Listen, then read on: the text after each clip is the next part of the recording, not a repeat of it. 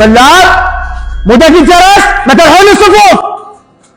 المنبر طبوا طلاب. السلام عليكم استاذ، شلونك زين؟ الله يسلمك. قيام. سريع. محضرين درسنا اليوم؟ نعم استاذ. عافية بولدي. قوم باقر. جاء البدوي إلى المدينة ونزل عند صديقه فأحرب وضيفه، وكان للصديق زوجته وابنه وابناته فطلبوا. أحسن صفقونه. استاذ مرخصتك، كل ما اجيب المصرف احطه بالجنطه يلقى مختار بايقه وباقر الشاهد وياه. باقر هذا الكلام صحيح؟ إيه صحيح. قعدوا. هذا الحكي صحيح ابني؟ امشي جيب ولي امرك وتعال. عوف جبتك. احكوا لي، هاي ظاهره تصير عندكم يوميه؟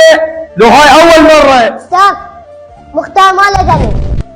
شلون بنتي مختار ما له ذنب وقاعد الطلاب يشتكون من يمه ومصرفهم ابوي جاي من وقت جنتك ماكو. المعلم قال طردني، قال لي روح جيب ولي امرك اخذ مصرف الطلاب والماء. ابويا انا ادري بيك ما تسويها، تمشي واخذ اشوف الوضعيه شنو هي. استاذ هم شفتهم بعيوني ياخذون فلوس الطلاب.